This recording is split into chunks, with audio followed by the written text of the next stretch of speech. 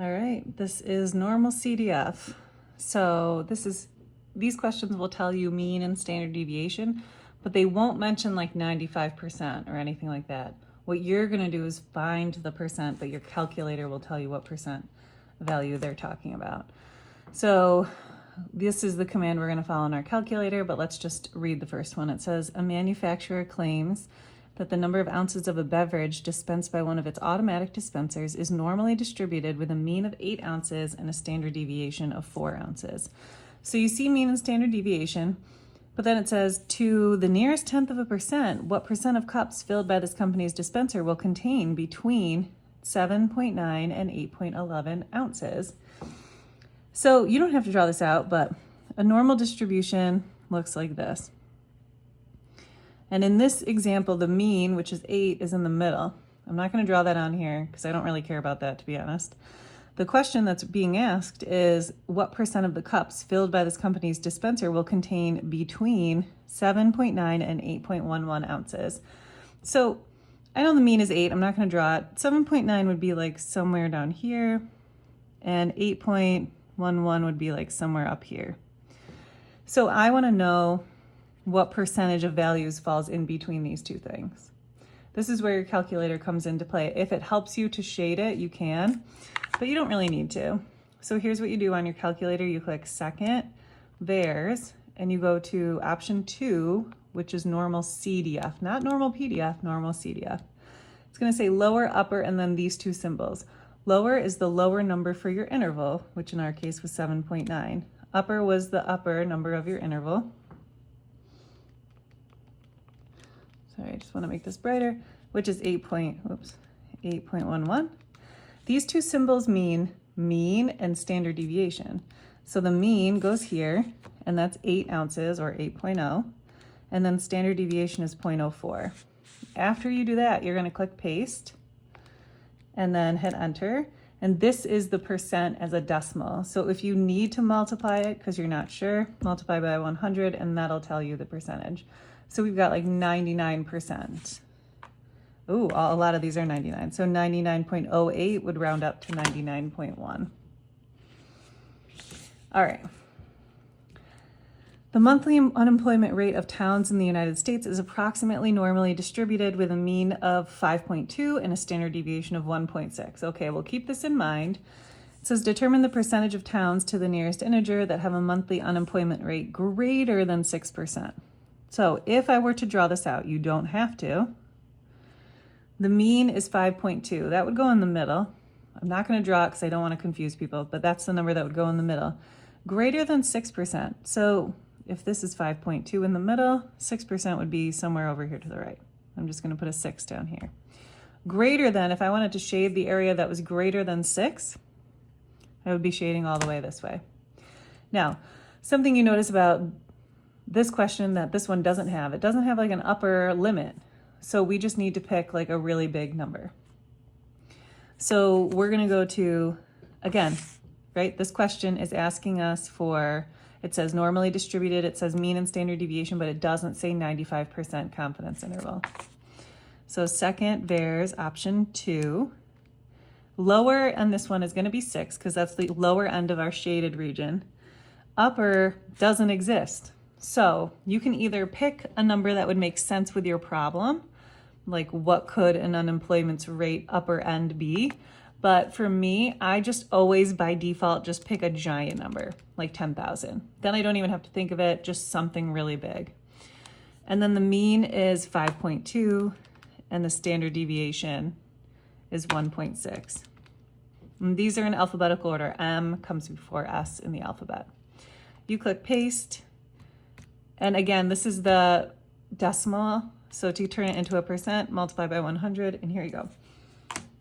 Short answer question though. So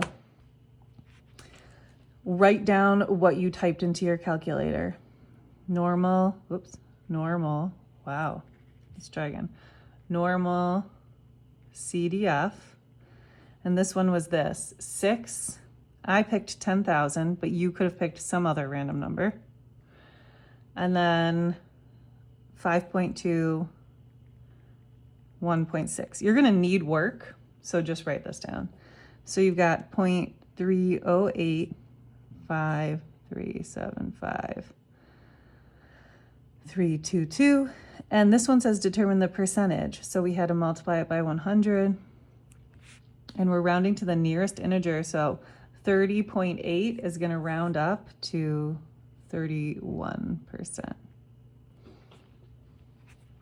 All right, here we go. A different version of this question is the next one. A family-owned grocery store in New Hartford, New York employs 49 people whose ages are approximately normally distributed. Here we go again, normal distribution, mean, standard deviation. Great. Glance through it, no mention of confidence intervals are 95%. So this says, Orion has been hired to work at the store. He is 30 years old. How many people who work at the store would you expect to be younger than Ryan? Okay, so let's draw it out if you need to. If not, you might just be able to visualize it. We got this normal distribution shape. The mean is 36. 36 is in the middle. I'm not putting it on my diagram because I don't want to confuse people. It doesn't even matter if your diagram is that accurate. It's just supposed to be a visual for you to get a sense of what's going on. So even if you were like, oh, Ryan's 30 and 30 is what I care about, if you put 30 over here and it was supposed to be over here, it doesn't matter. He is 30 years old. So if the mean is 36, 30 would be over here somewhere. The question is asking us how many people who work at the store would be younger than Ryan. This would be this shaded area. So when I go to my calculator to figure out this percentage, second there's option 2. I don't have a lower in this one. On this one, I didn't have an upper. On this one, I don't have a lower. So I can either pick a number that makes sense for a lower limit of ages, which I'm sure you could guess. But because everything differs so much, I just pick negative 10,000, make it easy. So when I don't have an upper, I pick 10,000, and when I don't have a lower, I pick negative 10,000. That eliminates me thinking about anything. But that's fine. Like if you were like, well, the lowest age you can be is like 0, then put 0. Upper in this interval is 30, the mean is 36, and the standard deviation was 6.2. So this is the percent, or well, the percent is a decimal. I get 0.1665866,273. Now notice this question, I mean, there is an answer here that's like this, but this question doesn't ask you for the percentage of people who are younger than Ryan. It says, how many people? Watch out for these ones. Watch out for the how many people questions. They're going to try to trick you. This 17 is the percent. It's not asking you for percent. It's asking you for how many people, which is why they added this extra number here up front. It employs 49 people. So instead of saying what percent, they're asking you how many people. Basically, what is 17% of 49? So the only thing you'll have to do after that is multiply by 49 instead of multiplying by 100. So this is really 8 people. 8 people are younger than him. All right, another short answer. So we're going to have to show our work. The heights of the members of a ski club are normally distributed. The average height is 64.7 inches. With a standard deviation of 4.3 inches. Determine the percentage of club members to the nearest percent who are between 67 inches and 72 inches tall. This is pretty straightforward. You can draw it if you want. The mean is supposed to be 64.7. So 67 is above that, this interval that they're asking us about. 67 and then 72 is even greater than that. And you want the people in between. I think these ones are the easiest ones. Second, there's option 2. I don't have to do anything funky with lower. Upper is 72. The mean is 64.7. And the standard deviation is 4.3. Click paste. And we're good. Now, again, short answer means you got to show some work. Normal CDF, 67, 72, 64.7, 4.3.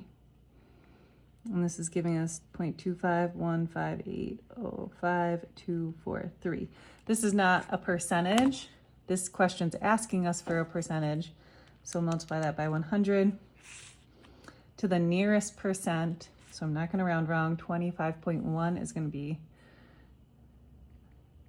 25%. All right, moving on. We've got a population is normally distributed with a mean of 23 and a standard deviation of 1.2. The percentage of the population that falls below 21 to the nearest hundredth is, again, mean, standard deviation, no mention of confidence intervals, no mention of 95%. So you can draw it if you feel like it. Mean is a 21. I don't care about that. Mean and standard deviation are just there for you to use in your calculator. We care about the drawing out what we're looking for, below 21. So if it's helpful, there's 21 and I'm shading below it. That just gives me a visual of like what the lower and upper is. If you don't need that, then you don't have to draw it. Lower, I don't have a lower. Instead of thinking about anything, I'm just gonna type in my default, which is negative 10,000. 21 is the upper, the mean is 23, standard deviation is 1.2, paste, enter. This one asks me for percent, so times 100, 4.78. All right, the heights of the students at Central High School can be modeled by a normal distribution. Mean is 68.1, standard deviation is 3.4. According to this model, approximately what percent of the students would have a height less than 60 inches or greater than 75 inches? Ooh, this is like a two-part problem. So 68.1 would be in the middle because that's the mean, but I don't really care about that. What percent of the students would have a height less than 60? So say that like 60's here. Or greater than 75. So like that. A couple of things you could do. You could just figure this out, add them together. You could figure out the middle and then take away 100%. That would also work. But let's do it. I'm going to say the way that maybe people would think of it is to just add them together. Second bears, option 2. So for the first one, I don't have a lower, so I'm going to keep the negative 10,000. Upper is 60, mean 68.1, standard deviation 3.4. Paste, enter, times 100. This is only supposed to be 0.86%. That's really low. Okay, now let's do the other one. Second VAERS, option 2. The lower on this one is 75. The upper doesn't exist, so I just use a big number. Paste, times 100 is 2.12%. So I'm going to add 2.12 plus 0.86%, and I get 2.98% total, which is option 4. All right, 2 more short answer questions. So just write down what you typed into your calculator. The scores on a collegiate math readiness assessment are approximately normally distributed. A mean is 680 and the standard deviation is 120. Determine the percentage of scores between 690 and 900 to the nearest percent. Mean is 680 here, 690 is slightly above that. Again, you don't need a diagram, but this is what you want. So we're going to do second VAERS, option 2. The lower is 690. The upper is 900. Mean 680, standard deviation 120. Paste, enter, times 100, so 43%. You got to show work. Normal, CDF, 690, 900, 680, 120. Equals 0.433416736 times 100 to the nearest percent, so 43%.